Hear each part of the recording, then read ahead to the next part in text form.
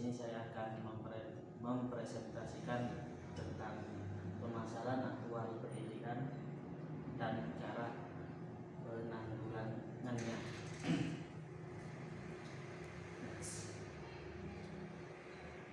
Permasalahan aktual pendidikan di Indonesia, di sini ada 4.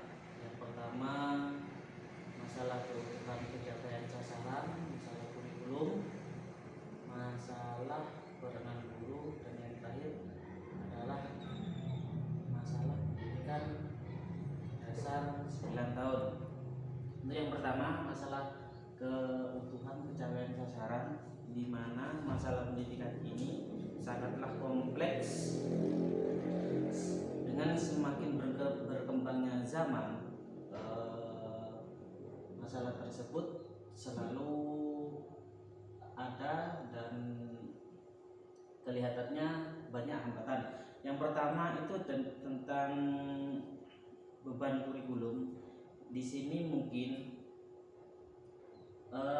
kurikulum itu mulai dari tahun 1964 kalau nggak salah, kurikulum tersebut selalu berganti sampai dengan kurikulum 2013. Pendidikan efektif sulit diprogramkan secara eksplisit. Nah, di sini program pendidikan itu sangat sulit diterapkan karena di Indonesia ada beberapa perbedaan, diantaranya dari segi fasilitas, di mana fasilitas itu diantaranya di sekolah-sekolah perkotaan dan di sekolah perdesaan, dan pencapaian hasil pendidikan itu tidak tepat waktu. Ada kalanya di sini pencapaian pendidikan itu tidak tepat waktu karena masalah dari fasilitas dan lain sebagainya, ataupun dari segi penyampaian materi oleh pendidik. Yang keempat, menilai hasilnya itu juga tidak efektif dan tidak semudah yang kita bayangkan. Itu kalau berhasil juga membutuhkan biaya yang besar. Selanjutnya itu beban kurikulum. Nah, beban kurikulum ini menjadi salah satu masalah bagaimana sistem pendidikan itu mengikuti zaman, di mana perkembangan kurikulum di Indonesia itu selalu berubah-ubah. Sejak 1945 itu perencanaan pembelajaran yang dirinci, terurai, dan juga tahun 1964 rencana pendidikan sekolah dasar, tahun 1968 kurikulum sekolah dasar, dan terakhir itu yang saya ketahui itu kurikulum KTSP yang kalau tidak salah rintisan kurikulum ini berbasis kompetensi tahun 2005, dan yang terakhir itu kurikulum 2013. Hingga saat ini kurikulum 2013 itu masih berlangsung.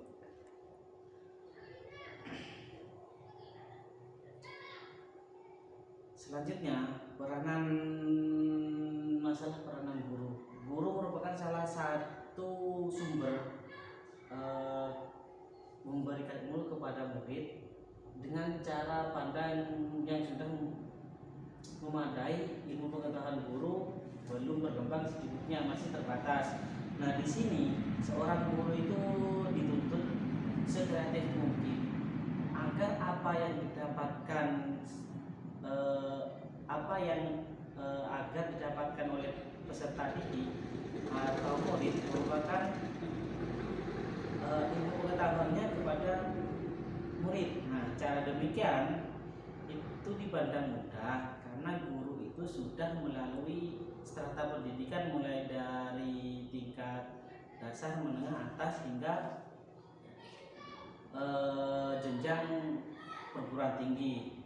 Nah, di sisi kebutuhan murid, seorang guru itu harus melayani dengan semaksimal mungkin, walaupun keterbatasan dan fasilitas dari segi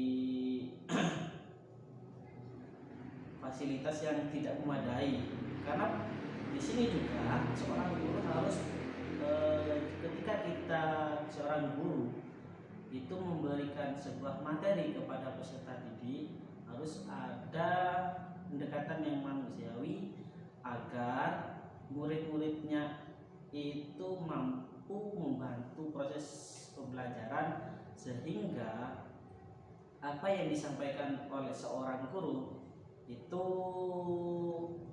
tidak begitu sulit diterima dan dicerna oleh murid. Untuk yang selanjutnya, masalah pendidikan dasar 9 tahun. Ini pada tahun, kalau tidak salah, keberadaan pendidikan dasar 9 tahun ini dengan berlandaskan pada Undang-Undang Republik Indonesia tahun 1986 nomor 2 pasal 6, pernyataan tentang hak warga negara harus memiliki pendidikan 9 tahun sekurang-kurangnya, seperti itu. Pendidikan ini kenapa kok diwajibkan 9 tahun? Karena tingkat SD itu 6 tahun, tingkat SMP atau sekolah menengah atas itu 3 tahun. Setidaknya pendidikan dasar 9 tahun ini bisa mengangkat sumber daya manusia, sumber daya masyarakat agar membangun lebih baik daripada sebelumnya, dan juga untuk menjadi bekal ketika seorang pendidik itu melanjutkan kepada strata yang selanjutnya. Dalam pelaksanaan pendidikan dasar 9 tahun, tahap awal pasti banyak hambatannya. Hambatannya itu realisasi kurikulum yang belum siap ataupun masa transisi. Hambatan lain berasal dari kelompok masyarakat. Karena apa? Utamanya dari orang tua. Terkadang semakin tinggi jenjang pendidikan, semakin tinggi pula biaya yang harus dikeluarkan. Banyak anak yang putus sekolah karena biaya pendidikan yang begitu mahal. Jadi doktrin dari orang tua atau masyarakat, ketika anak sudah lulus tingkat dasar, kebanyakan tidak melanjutkan karena yang pertama itu kendala biaya, dan juga kebanyakan mereka itu setelah lulus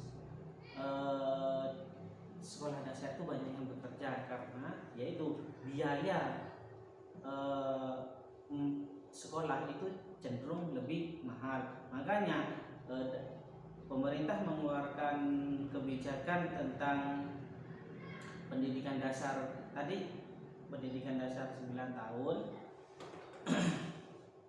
itu juga dilandaskan dengan dana operasional agar sumber daya manusia di Indonesia itu jauh lebih baik. Dan selanjutnya upaya penanggulannya, pendidikan yang efektif. Pendidikan yang efektif itu proses pendekatan yang terampil, yang sudah meluas konsepnya didekati, yang ditindaklanjuti oleh buku panduan. Jadi sekolah-sekolah itu oleh pemerintah agar pendidikan itu efektif diberikan bantuan berupa buku-buku pedoman pegangan guru dan siswa. Yang kedua, pelaksanaan program ekstrakurikuler, program kurikuler dan ekstrakurikuler. Di sini ada 2, ekstrakurikuler dan kurikuler, dilakukan dengan penuh kesungguhan dengan perhitungan dalam penentuan nilai akhir atau lulusan. Kenapa ini berikan, karena kegiatan ekstrakurikuler itu juga mendorong siswa untuk kreatif agar menjadi bekal untuk melanjutkan jenjang yang selanjutnya, karena tidak mungkin ya sedalam satu siswa itu mesti ada beberapa keterampilan atau kelebihan, contohnya dari segi akademiknya atau non akademiknya. Jadi di sini mempunyai peserta didik itu mempunyai bekal untuk ditonjolkan di sekolah selanjutnya.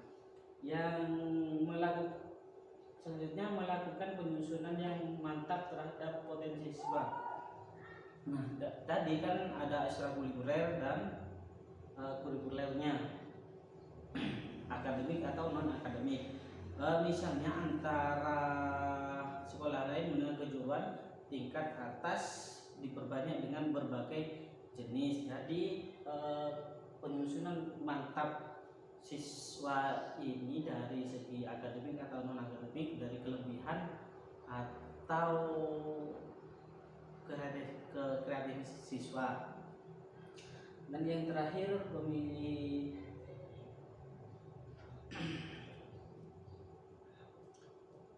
yang ke memperhatikan terhadap tenaga pendidikan. Pemilihan memberi perhatian kepada tenaga pendidikan. Nah, di sini juga sangat penting, di mana pemerintah harus memperhatikan kualitas pendidikan dan juga kesejahteraan tenaga pendidikan. Karena apa? Karena masalah utama tadi itu pada tenaga pendidikan, terutama guru, menjadi penyebab utama di mana lahirnya sumber daya manusia itu yang berkualitas itu tergantung dari bagaimana guru menyampaikan materi. Contohnya melakukan pusat kegiatan guru atau PKG, musyawarah guru bidang studi MGBS, dan musyawarah guru mata pelajaran atau MGMP.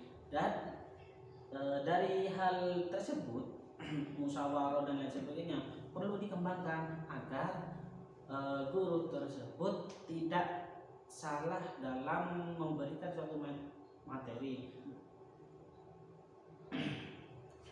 Dan juga menjadi tanggung jawab kita semua untuk memberikan suatu materi yang tepat dan tidak salah sasaran. Dan yang terakhir adalah pemilihan siswa atas kelompok. Nah, di sini kenapa kok pemilihan siswa? Tadi kan disebutkan di pelaksanaan ekstrakurikuler, ketika siswa mempunyai keterampilan yang lebih, nah di situ akan menjadi nilai plus bagi siswa tersebut untuk melanjutkan ke perguruan tinggi. Seperti contoh misalnya di perguruan tinggi tersebut ada jalur beasiswa ataupun jalur minat bakat. Jadi bakatnya anak tersebut bisa disalurkan di salah satu perguruan tinggi atau sekolah di atasnya untuk menjadi nilai plus. Jadi di sini disimpulkan bahwasannya peserta didik itu atau siswa itu memiliki kemampuan yang lebih baik. Next. Dan kesimpulannya, di sini misi pendidikan itu dipersiapkan sumber daya manusia untuk pembangunan karena itu pendidikan selalu menghadapi masalah, karena pembangunan itu sendiri selalu mengikuti zaman yang berubah.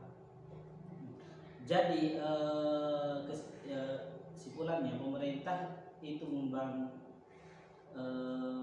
membangun sumber daya manusia itu untuk membangun sebuah negara yang maju dan sumber daya yang lebih baik, juga mengikuti era globalisasi yang menggelinding, ataupun sumber daya manusia itu lebih siap untuk menghadapi zaman yang selalu berkembang. Itulah demikian presentasi tentang